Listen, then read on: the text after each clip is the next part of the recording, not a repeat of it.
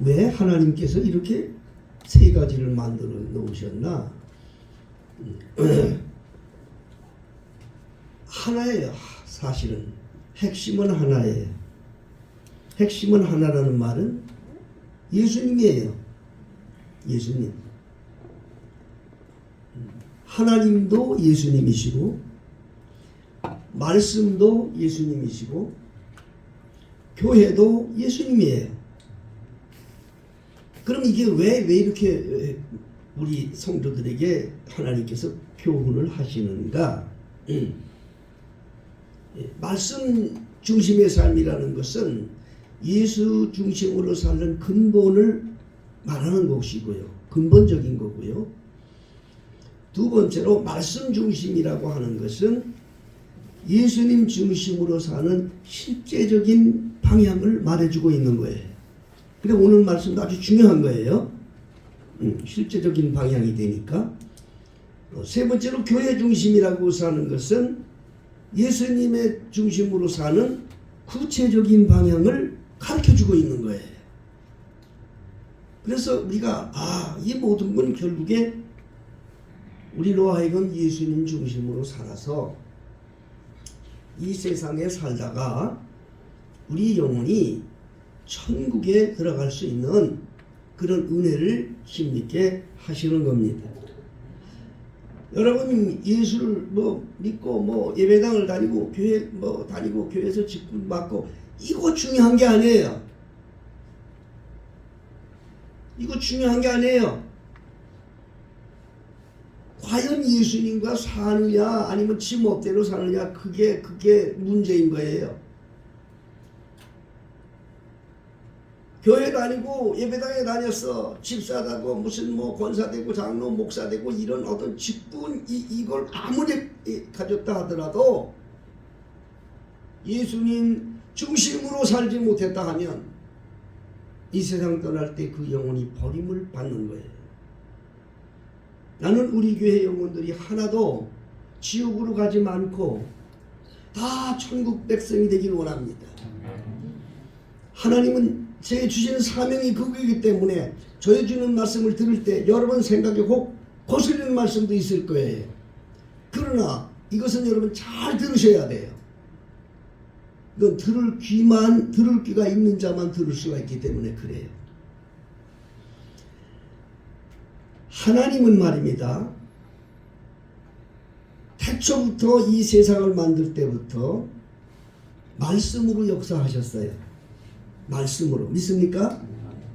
오늘은 두 번째 말씀 중심으로 살라고 하는 말씀을 증거해야 되기 때문에 하나님을 증거하기 위해서 그 말씀을 먼저 전하는 거예요. 태초부터 말씀이 계셨어요. 오늘 말씀에 보면 요한복음 1장 1절에 보면 태초에 이 세상이 있기 전에 말씀이 계셨다. 그 말씀이 말씀은 말씀인데 그 말씀이 하나님과 함께 계셨다. 말씀이 태초부터 말씀이 있었는데 그 말씀이 하나님하고 같이 계셨다. 그런데 그 말씀이 곧 하나님이다. 그러는 거예요. 그럼 그 말씀이 누구냐? 요한복음 오늘 1장 12절에 보면 말씀이 육신이 되어서 우리 가운데 거하심에 우리가 보니 하나님 아버지 독생자의 영광이요 은혜와 진리가 충만하더라. 그 말씀이 태초부터 계셨던 그 말씀이 예수님이라 그 말이에요. 그러니까 이 요한복음 1장 1절에 보면 태초에 말씀이 계시니라 그 말은 태초부터 예수님이 계셨다. 할렐루야. 예? 그 말씀이 하나님과 함께 계셨다는 말은 태초에 예수님은 하나님과 같이 계셨다. 할렐루야. 그럼 그 말씀이 누구냐? 그 말씀은 곧 바로 예수님이다. 할렐루야. 바로 그 말씀하시는 거예요. 오늘 우리 베들교회 성도님들께서 확신을 가지시기 바랍니다. 말씀에 붙들려 사는 삶을 사는 그런 귀한 시간이 되시길 원합니다. 그래야 살아요. 여러분. 그래야 살아요. 그래야 내 영혼이 살고요. 그래야 내 영혼이 이 세상 떠날 때에 천사에 받들려서 천국에 가게 되는 거예요. 응? 그런데 이 말씀이 말입니다. 세상에는 말이 많아요. 말이 많아요. 말씀이란 말은 그 말이란 말이거든요. 그렇죠? 말이 많아요. 오늘 우리 베들레 성도들께서 말씀을 듣는 순간, 주의 종이 하나님의 말씀을 증거하는 순간 성령께서 함께 역사하셔서 우리 교회 모든 성도들, 듣는 성도들이 깨닫는 시간이 되시기를 주님의 이름으로 축복합니다. 태초에 말씀이 계시니라. 하나님의 말씀은 태초부터 있었습니다. 믿습니까? 근데 하나님의 말씀은 태초부터 있었는데 다른 소리가 들리기 시작했습니다. 그게 무슨 소리냐? 세상의 소리, 뱀의 소리, 마귀의 소리가 들렸습니다. 에덴 동산을 하나님이 창조하시고 하나님은 태초부터 말씀으로 역사하신 하나님께서 말씀을 주셨습니다. 누구에게? 아담에게 말씀을 주셨습니다. 그 태초부터 있는 말씀이기 때문에 너는 절대로 에덴 동산에 있는 동산 중앙에 있는 과일나무를 먹지 마라. 모든 건 다 먹어라. 태초부터 말씀은 계셨어요. 하나님의 말씀은 원래부터 계신 거예요. 믿습니까? 하나님의 말씀은 원래부터 계신 거예요. 그런데 다른 소리가 들렸어요. 마귀의 소리가 들렸어요. 마귀의 소리는 어떻게 들려오느냐? 환경을 이용해서 들려오는 거예요. 환경을 이용해서 하와에게 다가왔어요. 하나님의 말씀을 부정합니다. 마귀의 가장 궁극적인 목표는 하나님의 말씀을 무효화시키고 하나님의 말씀을 부정해야 하는 겁니다. 무엇로? 환경의 조건으로 부정시키는 거예요. 그래서 그 마귀의 소리를 들었어요. 마귀의 소리를 아담 하와에게 마귀가 하는 말이 무슨 말이냐?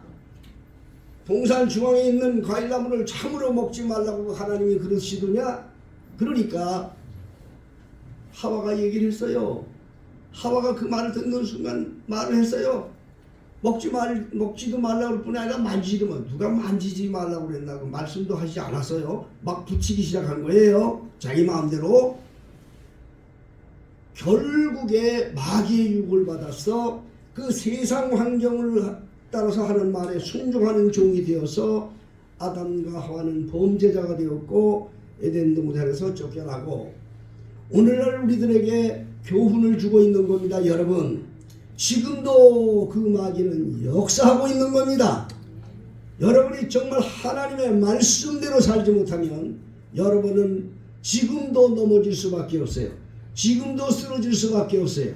지금도 실패할 수밖에 없어요. 태초부터 있는 말씀 중심으로 사세요. 말씀은 원래부터 있던 거예요. 원래부터 있던 말씀을 변질을 시키는 거예요.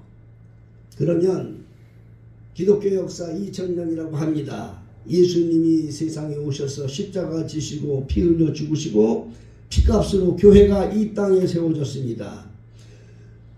그 교회가 태초에 주님께서 명하신 그 교회대로 성스럽고 깨끗하고 아름답고 거룩하고 영생으로 인도하는 그러한 천국의 문 역할을 하지 못하고 왜 타락하고 왜 부정하게 되었는가? 원래부터 있었던 하나님의 말씀대로 하지 않고 인간의 생각으로 덧붙여 일을 해왔기 때문에 그렇게 세상이 타락하고 교회가 타락하고 이렇게 문제가 되어진 거예요. 예수님 당시에 있었던 얘기입니다. 마태복음 15장 1절부터 9절에 있는 말씀을 보면 예수님의 제자들이 음식을 먹을 때 배고프니까 그냥 음식을 막 손으로 집어서 먹었어요. 그런데 그 당시에 거짓 선지자들 바리새인과 서기관들이 와서 하는 말이 당신 제자들이 지금 죄를 짓고 있습니다. 무슨 죄를 짓고 있느냐? 왜 장로들이 장로들의 유전에 볼 것 같으면 음식을 먹을 땐 반드시 손을 씻고 먹으라고 그랬는데 손도 안 씻고 먹고 있습니다. 당신 제자들이. 그리고 범죄하고 있는 게 아닙니까? 라고 얘기를 했습니다.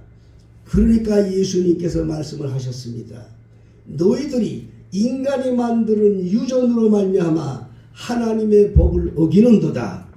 유전의 장로들의 유전은 어떻게 되어 있느냐? 예수님이 말씀하셨습니다. 성경에 말씀하기를 내 부모를 공경하라. 그렇지 않으면 죽으리라. 그렇게 말했는데 너희들이 장로들의 유전은 어떻게 교훈을 하고 있는 거 하니? 저희들이 일을 하다 봉사를 하다가 그 돈을 가지고 양로원에 돈을 들였다든가 그 돈을 가지고 또 무슨 가난한 자를 도와주었다든가 이렇게 해서 이거 하나님께서 받으신 것이라고 인정이 되어지면 내 부모를 공경하지 않아도 된다라고 이렇게 가르쳤습니다. 그게 뭐냐? 성경대로 하는 게 아니라 유전, 장로의 유전이란 말은 유전이라는 것은 인간들이 만들어 놓은 말을 말하는 거예요. 무슨 말인지 아시겠어요? 하나님의 말씀대로 하는 것이 아니라 인간들이 만들어 놓은 환경에 의해서 인간들이 만들어 놓은 전통을 유전이라고 말하는 거예요. 그래서 마태복음 15장 9절에는 너희가 사람의 계명으로 교훈을 가르쳐 사람의 계명으로 교훈을 삼아 가르치니 나를 헛되이 경배하는도다. 자, 여러분 그때만 있는 줄 아세요? 지금도 마찬가지예요. 사단들이 말입니다. 마귀들이 말입니다. 우리들의 예배를 헛된 예배가 되게 만들어요. 영적 예배, 거짓 예배가 되게 만들어요. 마귀들이. 그래서 이거를 여러분들이 영적으로 분별할 수 있어야 돼요. 응? 여러분 이 마귀는요 환경을 통해서 말을 합니다. 이제 다음 주에 이제 교회만 얘기할 때도 더 분명히 말씀드려요. 환경으로 말미암아 교훈을 삼아서 하나님의 법을 어기게 만들어요. 근데 이걸 영적인 그리스도인들은 알아야 되는데 이걸 몰라요. 이걸 몰라요. 예수님께서 제자들에게 십자가에 달려 예루살렘에 올라가서 십자가에 달려서 죽을 것이다. 장로들에게 핍박을 받고 십자가에 달려 죽을 것이다. 그리고 3일 만에 부활할 것이다. 거기까지 말씀해 줬어요. 근데 제자들의 귀에는 부활한다는 말은 들리지도 않아요. 그거는 전혀 생각지도 못하는 거고 이해가 안 되는 거니까. 그러나 장로들에 의해서 핍박을 받고 십자가를 져서 죽으리라는 소리 딱 들은 거예요. 그리고 그 중에 조금까지도 베드로 아주 축복해 주시고 교회를 세우겠다고 축복해 주시고 그렇게 해뒀던 베드로 입에서 무슨 말을 하는 거 아니? 환경적인 그걸로 인해서 마귀의 소리를 했습니다. 아이고 예수님, 어떻게 예수님에게 그런 일이 있을 수 있습니까? 절대 그런 일이 있을 수 없습니다. 그러니까 예수님께서 베드로에게 하는 말이 사단아 물러가라. 아니 조금 전까지만 하더라도 너는 참 복된 자다. 네가 어떻게 그런 말을 하느냐. 너는 정말 복 있는 자다. 너 그걸 알게 한 분이 하늘에 계신 아버지다. 이렇게 축복을 해줬었는데 지금 바로 사단아 물러가라 그러는 거예요. 너는 나를 넘어뜨리게 하는 자로다. 그걸 누구에게 얘기한 겁니까? 베드로에게 얘기한 게 아니에요. 베드로의 속에 역사하는 그 마귀에게 말씀하신 거예요. 그러면 지금도 이런 말을 하고 살고 있는 것입니다. 여러분이 이 세상 교회 생활하고 신앙 생활할 때 우리 베들교회 성도님들은요 분명히 하셔야 돼요. 저 위에 계시면 잘 들으셔요. 저 지금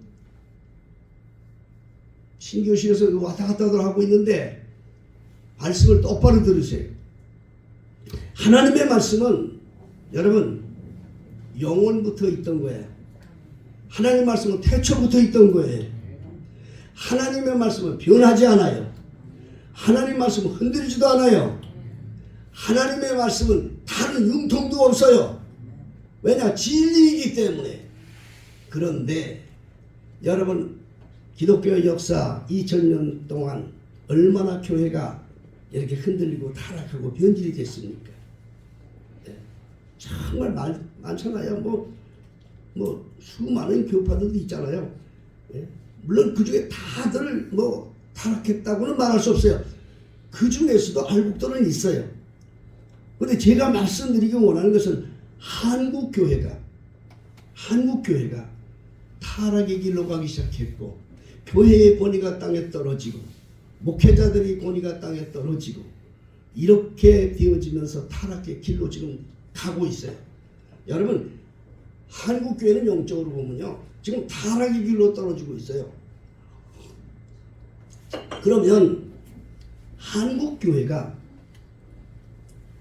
처음에 초대 우리 선교사들이 아펜젤로 목사님이나 언더우드 목사가 1884년 인천 부두항에 들어와서 복음을 들고 들어와서 이 땅 위에 감리교와 장로교를 세우기 시작할 때 그 선교사들은 깨끗했어요. 그분들은 진짜 예수 그리스도 초대 교회적인 것을 이 땅에 복음을 심었어요. 그래서 우리에게 창조의 발전을 시켜서 많은 교회들도 세워지고 수많은 사람들이 예수 믿는다는 소리를 하고 있어요. 그러나 그게 중요한 게 아니에요. 여러분, 사람 많이 모인 게 중요한 게 아니에요. 교회들 많이 세운 게 중요한 게 아니에요. 과연 예수님과 함께 사는 알곡 성도들이 얼마나 있느냐, 이것이 중요한 거예요. 여러분, 한국교회가 사단에 의해서 망가지기 시작한 것이 세 가지예요. 사단이 놓은 덫에 놓인 게 세 가지예요. 첫째는 뭐냐? 다음 주에도 제가 이걸 말씀드려요. 우리 교회 교훈 중에 하나이기 때문에 교회 중심의 삶을 살아가는 말씀에 영적인 문제이기 때문에 말씀드리는데, 한국교회에 제일 먼저 자연스럽게 파괴시키고 무너뜨린 게 뭐냐?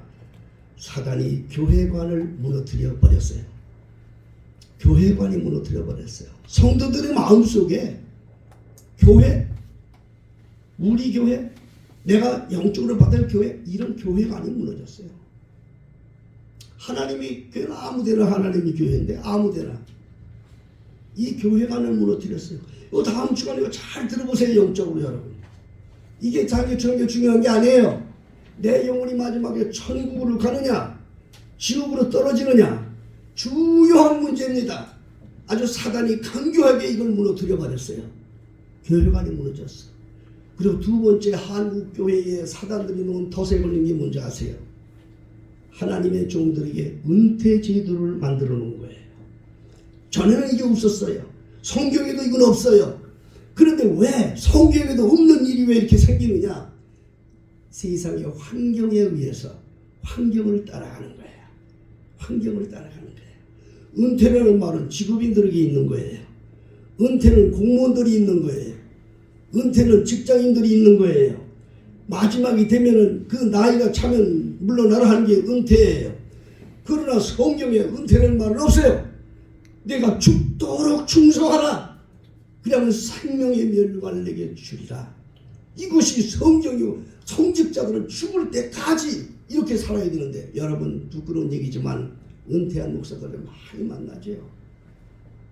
이제는 은퇴했다 해가지고요, 술 먹고, 참 부끄러운 얘기가 말을 다 못해요. 은퇴했으니까. 이게 뭐냐고요? 한 번 주의 종은 죽도록 주의 종이야. 주님 부를 때까지 하나님의 종인 겁니다. 그거를 아주 세상 사람들이 그러니까 같이 만드는 거야. 그러니까 성도들도 몰라. 그걸 또 그냥 그게 그런 줄 알아. 이게 성도들이 불쌍한 거예요. 응? 사단이 놓은 덫에 놓인 거야. 이것이 한국교회를 참으로 타락하게 하고 병들게 만듭니다. 그러다 보니까 별별 사람 다 나와요. 내가 여기 다 털어놓을 수가 없어요. 그 제도 때문에, 그 제도 때문에 양들을 팔아먹는 게 아닌가, 예배당을 팔아먹는 게 아닌가. 부끄러워. 정말 이 부끄러운 진실이 말할 수가 없어요. 여러분, 이게 사단의 놓은 덫에 얽혀 있는 한국교회의 현실이기 때문인 거예요. 응? 죽도록, 내가 아까도 우리 여기 김정일 장로님 말씀드렸지만, 한 번 장로님은 죽도록 장로님이야. 주님, 그러면 목사님이 무슨 평생 죽을 때까지 그냥 그 젊은 목사 하지 않고 목사님이 항상 자기만 차고 있느냐? 그렇지 않아요. 성경대로 하면 되는 거예요. 목사님이 교회 사임하고 후임자에게 넘겨줄 수 있는 것은 첫째 조건은 뭐예요? 노쇠하소. 다리가 후들후들 떨어 강단에 못 올라오는 병이 들고 대약하든가 그러면 후임자를 두는 거예요. 자연스럽게 성경 그대로 하는 거예요. 그 외에 다른 조건으로 인해서 또 도와줄 조건도 있어요. 그거 외에는 하나님의 종은 죽도록 충성한다고는 성경 말씀 그대로 이루어져야 되는데 마귀의 소리는 환경을 통해 들려왔어요. 야, 세상에도 다 그런데 세상에도 때가 되면 은퇴하는데 목사들도 은퇴해야지. 그건 무슨 말이에요? 예? 여러분 사명자라는 것은요 직업인과 다른 거예요. 사명자는 죽도록 충성하는 게 사명자인 거예요. 응? 은퇴자라는 것은 사명자 있는 게 아니에요. 직업으로 했다는 소리예요. 직업으로. 이렇게 사단들이 놓은 덫에 놓이는데 무슨 소리 때문에 그러냐? 세상의 환경을 통해서 들려온 그 유전이 그렇게 만드는 거예요. 그 유전, 아까 얘기했잖아요. 장로들의 유전을 지키질 않았기 때문에 장로들의 유전이야. 이건 전부 다. 이 은퇴제도도 장로들의 유전이야. 교회에서 만들어놓은 유전이지 성경에 없는 거야. 무슨 말인지 이해가 가십니까?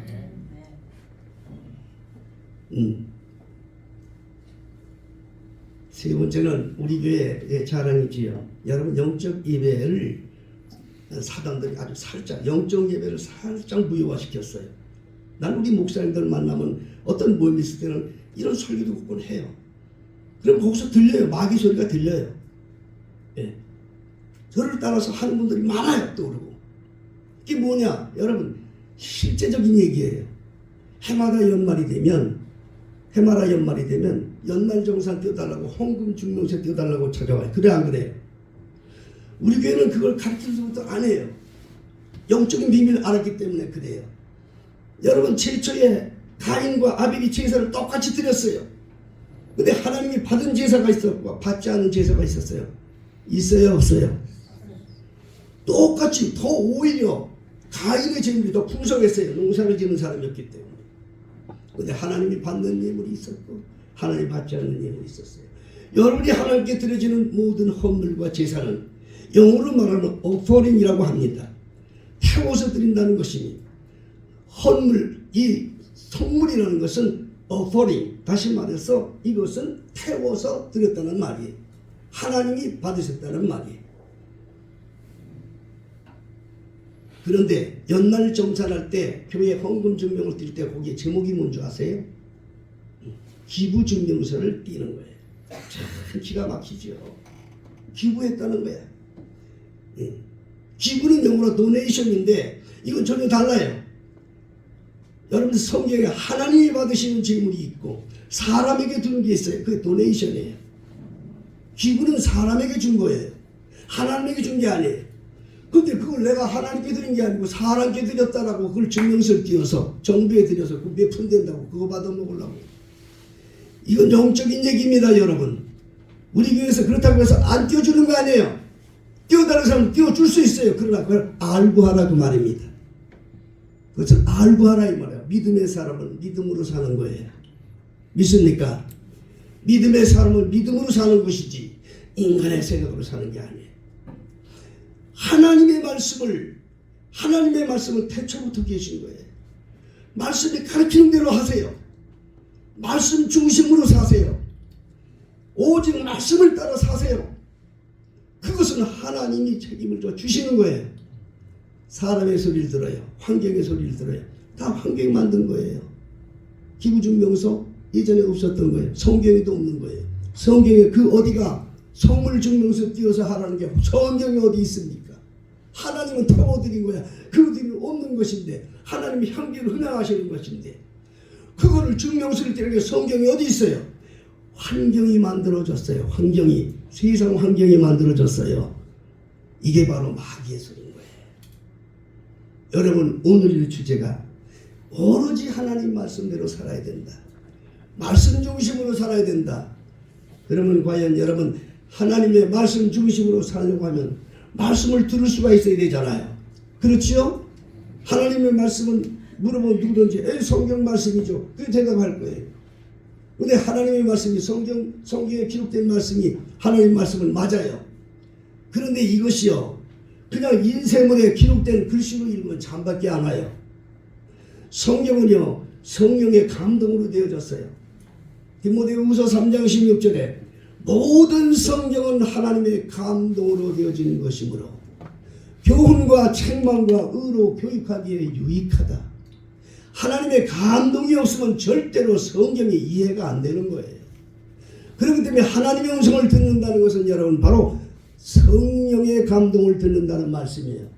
성령의 음성을 들을 수 있는 거예요. 성령의 음성을 들을 수 있는 것이 세 단계입니다. 성령의 음성을 들을 것이 몇 단계예요? 여러 가지 환경을 통해서도 들려요. 성령 감동받은 사람들은. 그러나 실제 구체적인 걸 제가 말씀드립니다. 첫째, 하나님의 음성 기도할 때 들립니다. 기도할 때 들립니다. 예레미야 33장 3절에 보면 너는 내게 기도해라. 내게 나와 부르짖으라. 그러면 내가 네게 응답하리니 네가 알지 못하는 크고 비밀한 일을 내가 네게 말하여 주리라. 여러분, 기도는 하나님의 음성을 듣는 거예요. 뭐 하는 거예요? 기도는 하나님의 음성 듣는 거예요. 이것이 예수님의 교훈이에요. 이것이 그리스도인들의 교훈이에요. 그리스도인들은 기도할 때 하나님의 음성을 들으려고 하는 거예요. 그런데 기도는 내 하나님의 음성을 듣지 않고 냅다 내 얘기만 떠들고 날리고 몇 시간 동안 아무 소용이 없어요. 그건 기도가 아니에요. 그건 종교인의 기도예요. 여러분, 종교인은 구원이 없어요. 예수 이름 불러도 종교인은 구원이 없어요. 나더러 지어주는 자마다 다 천국 가는 게 아니라 하늘에 계신 아버지 뜻대로 행하는 자에 들어가리라 했어요. 여러분, 종교인은 영생이 없어요. 예수와 함께 사는 그리스도인에게 영생이 있습니다. 예수와 함께 사는 그리스도인들은 하나님의 음성을 듣기 위해서 그래 기도하는 거예요. 항상 기도하는 거예요. 기도할 때 하나님의 음성을 듣는 거예요. 두 번째로 하나님의 음성을 듣는 것은 기록된 성경 말씀을 묵상하는 거예요. 기록된 성경 말씀을 묵상하는 거예요. 목사님을 통해 들은 말씀도 있지만 혹시 여러분들이 성경을 집에서 읽다가도 그 하나님의 말씀들이 자꾸 묵상할 때 그 말씀과 함께 성령이 역사하셔서 하나님의 음성이 들리게 되는 거예요. 인쇄물에 기록된 성경을 보지 말고 인쇄물에서 말씀하시는 하나님의 음성을 들으려고 말씀을 보세요. 그러면 그걸 통해서 하나님의 음성이 들리게 됩니다. 이런 것이 하나님의 음성을 듣는 거예요. 예? 세 번째로는 하나님의 음성은 언제 들리느냐? 주의 종이 하나님의 말씀을 선포할 때, 하나님의 말씀이 메시지로 선포되어질 때 성령께서 함께 역사하셔서 그 말씀 속에 성령의 감동으로 그 말씀이 가슴에 닿게 되는 거예요. 이 하나님이 내게 전해지는 말씀의 루트를 간단하게 제가 말씀을 드렸어요. 그런데 하나님은 신이시기 때문에 꼭 이것만 통해서만 들리진 않아요. 하나님이 음성을 들려줄 때는 꿈이나 이상이나 환상을 통해서도 들려드리고, 하나님께서는 거듭거듭 말씀해 주어서 인치듯이 말씀하시는 분이셔요. 다만 여러분들이 이해할 수 있도록 제가 이런 말씀을 전하는 것뿐이에요. 하나님의 말씀인 여러분들이 잘 듣는데, 특별히 마지막에 제가 말씀드린 대로 주의 종이 말씀을 선포할 때에 그 말씀을 통해서 그걸 믿음으로 받을 수 있는 은혜 한 말씀만 간절하고 말씀 마치겠어요. 사무엘상 1장에 보면은 거기는 한나라는 여인이 나옵니다.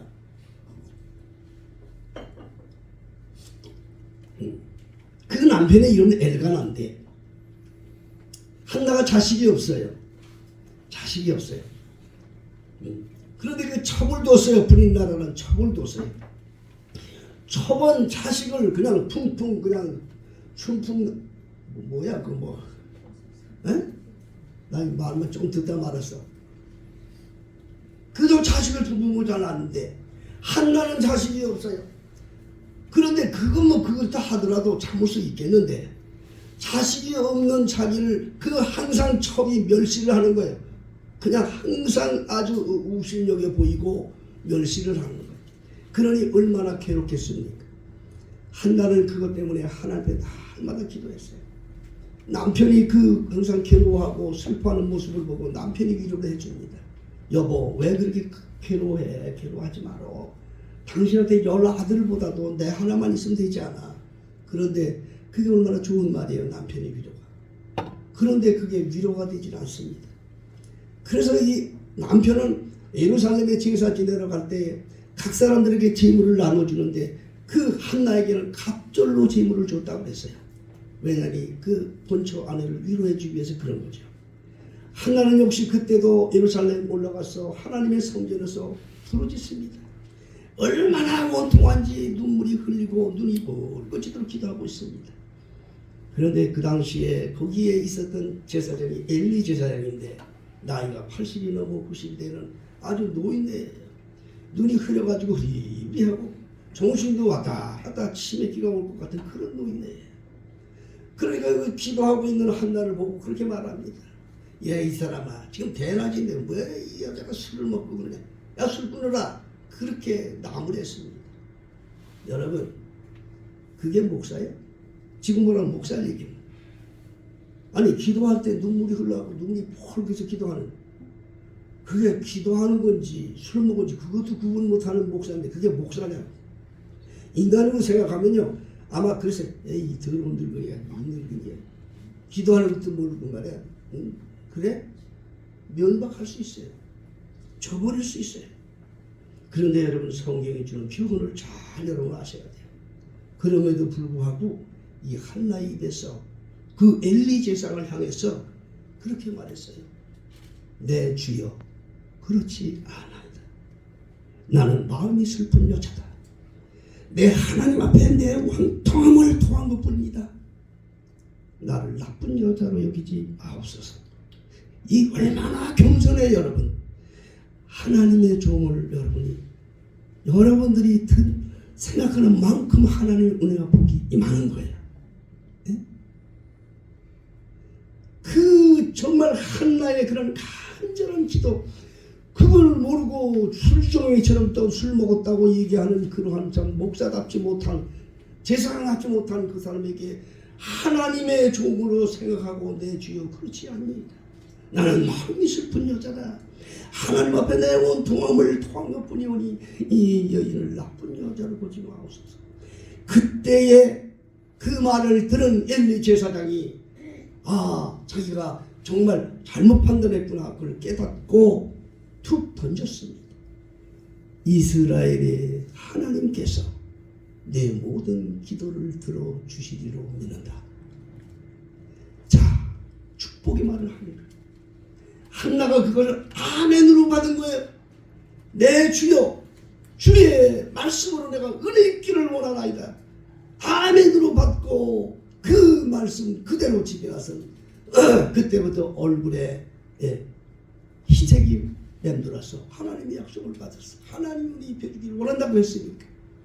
과연 그 믿음대로 그 한나가 아기를 가져서 그 낳은 아기가 바로 기독교 성경 역사 속에 위대한 일을 이룬 제사장 사무엘인 것입니다.